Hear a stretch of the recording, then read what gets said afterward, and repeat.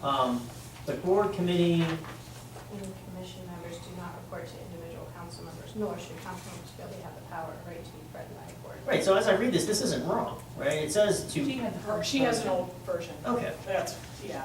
all right. It clearly states appointment and reappointment on a board, committee, or commission should be based on such criteria as expertise, ability to work with staff and the public, and commitment to fulfilling official duties. Does it still state that the mayor is a member of council?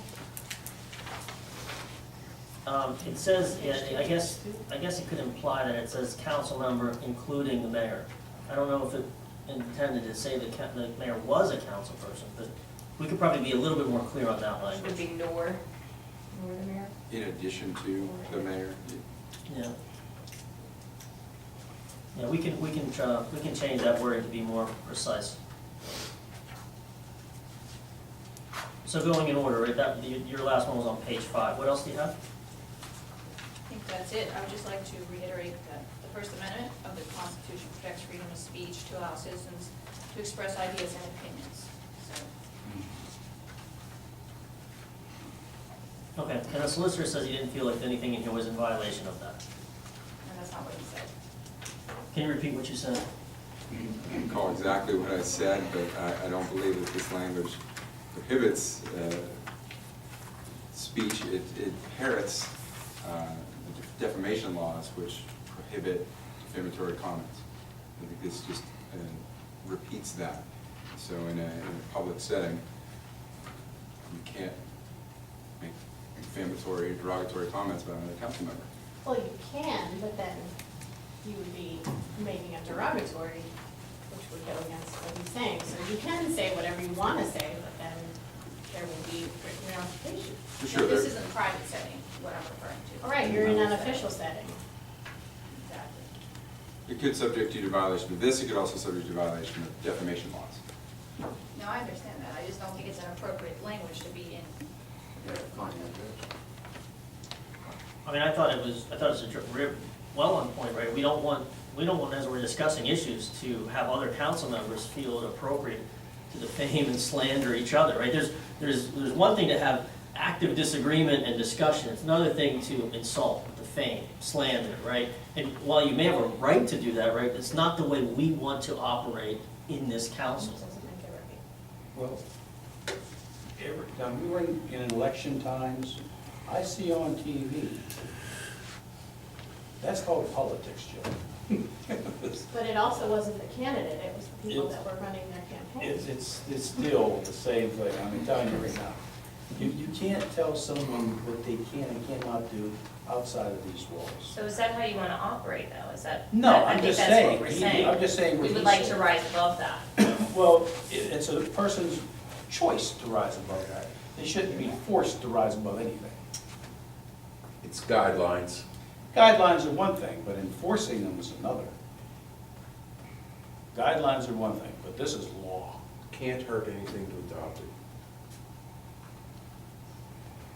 It's good, it's good structure. All I I'm mean, saying whether it's is, here or not, if someone said something derogatory about me outside of here, I would have a problem with that, period. Whether it's here and we adopted it or we didn't. Yeah, I mean, it still comes back to how we want to operate as a council, right? And I would hope that no one is suggesting tonight that they want to reserve their right to defame each other in active discussion. Because that's not the spirit of what we're trying to do here. that's not what I'm trying to say. It's just before every meeting, pledge allegiance to the flag of the United States of America. This is the United States of America. We have constitutional rights, and I don't think it's bending on trying to take our constitutional rights away, and I don't think it's proper. I think it could be tough to enforce, particularly with just the language, the vagueness of it, just saying that derogatory comments, that opens up to a lot of discretion to what is derogatory. So it could be difficult to enforce. As I've said before, there are laws with regard to defamation. They're very particular, they're very precise about what is defamatory and what is not defamatory.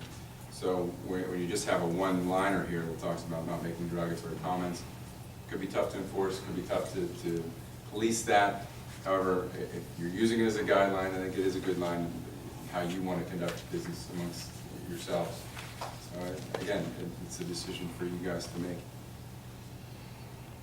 The guideline, are we voting on it? Was there a Yeah, second? this is, on yeah, it? there was a motion and second, right, we're just having discussion. Is there any other, did anyone else have any problems with any particular paragraph or language that didn't have an opportunity to send that in? There are 3 little spelling errors. They're But I'll- corrected in here. Okay, I see. Okay. I had one question about the correspondence. If we all get an email,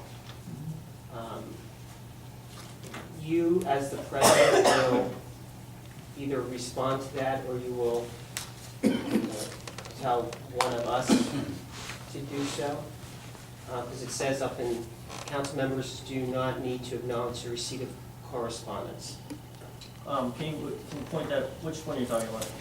Which page, please? On page 2, Page 2? policies and protocol related to conduct. It's a different page. It says correspondence signatures. Correspondence signatures, okay.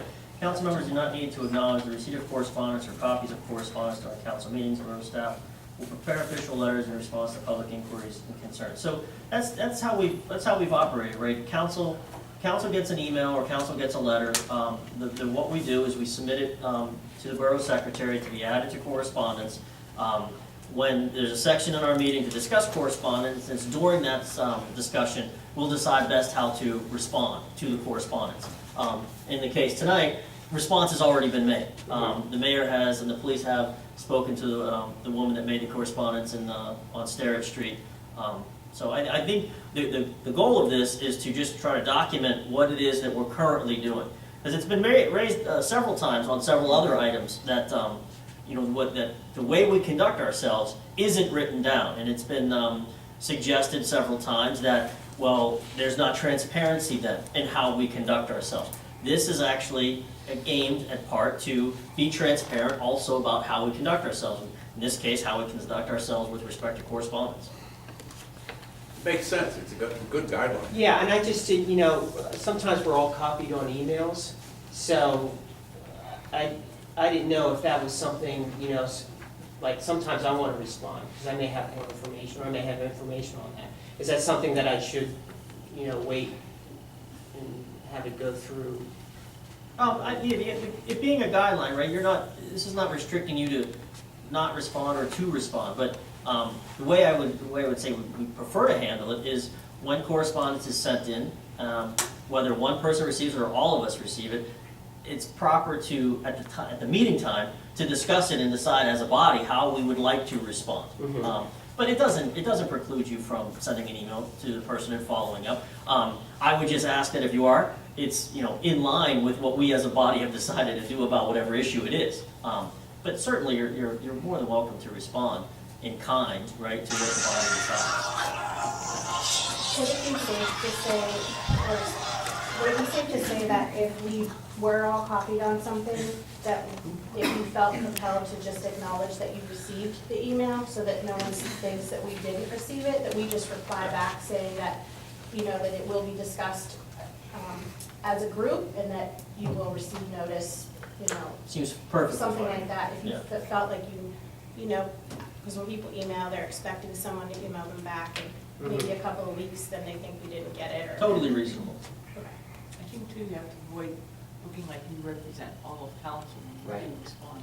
Right, so if we just responded that we are in receipt, thank you, and we will be discussing it as a council. With regard to this particular correspondence, I haven't responded yet, but I intend to respond now after we've discussed it. And I will reiterate, the points that the mayor's already raised with, the woman on Sterrett Street. And I'll say was put on the agenda, we discussed it, this is what we're doing. Please let us know if there's any other issues up there.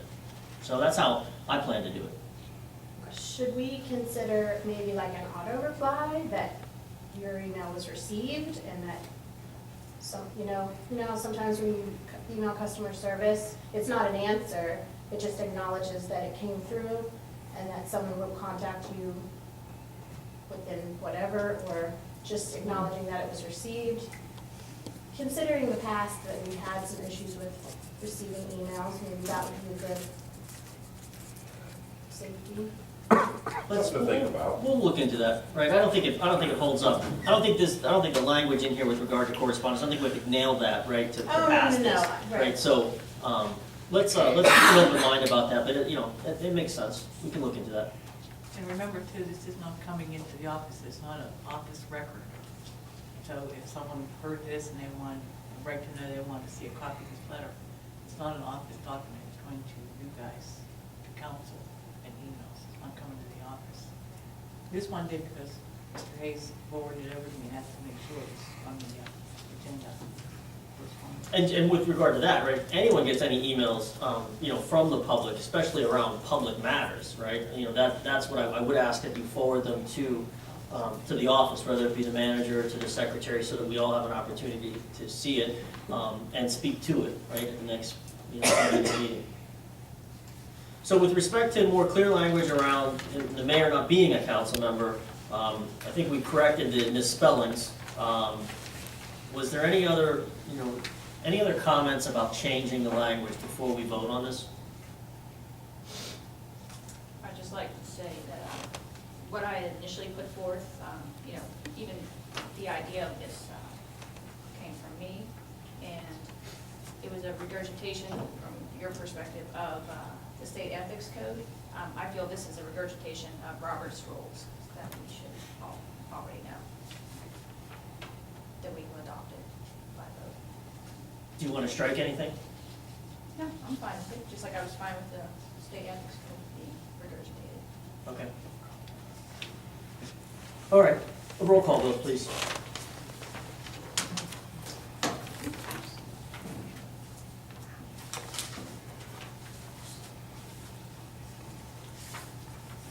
Okay, Mr. Amendola, Yes. Ms. Amendola, Yes. Mr. O'Brien, Yes? Mr. Phillips, No. Ms. Post, Yes. Ms. Weitzel, Yes. Mr. Hayes. Yes. Okay, I will entertain a motion to adopt ordinance number 1623, amending the vehicle and traffic ordinance, section 214-40, to include a special purpose parking and/or standing zone at 33 Alice Street to accommodate the loading, unloading of persons during the days and hours posted. So moved. Second. Moved and seconded. We've discussed this several meetings to give the public some perspective here. There's a church on 33 Alice Street, and they were asking for us to create, first it was a handicap zone, and then it moved down to a loading and unloading change, so that they would have the ability to get some folks from assisted travel, right, in and out of the church at these times. You want to make any other comments, Mr. O'Brien? You've been most intimately involved with this. It's just for a time period of 7 in the morning until 12, during when services are held at the church for drop-off and also for pickup. And they just need those areas to bring those, those spaces to bring the larger vehicles in so they can park close enough to the sidewalk, to have access so people can exit and enter the vehicles. Okay. Any questions on this one? Have we had the requester pay for the advertisement of this? It wasn't up to the It's a better requester. ordinance, but the only thing for the signs. I don't believe they paid for the advertising. No. Any other questions? Roll call vote, please. Mr. O'Brien, Yes? Mr. Phillips, Yes. Ms. Post, Yes. Ms. Weitzel, Yes. Mr. Amendola, Yes. Ms. Amendola, Yes. Mr. Hayes. Yes. Motion carries. Moving on to Public Works. I'll entertain a motion to hire Tyler Schneider as full-time Public Works employee effective on or before June 1st, 2014, subject to satisfactory completion of background check and drug and alcohol testing. So moved. Second. Moved and seconded. Any discussion on this motion? Hearing no discussion, roll call vote, please. Ms. Amendola, Yes. Mr. O'Brien? Yes. Mr. Phillips? No. Ms. Post? Yes. Ms. Whitesell? Yes. Mr. Amendola? No. And Mr. Hayes? Yes. Second, under Public Works, I'll entertain a motion to enter into an agreement with Shaycog for the joint O&M CCTV inspection and clearing year 4 project. So moved. Second. Any discussion on this?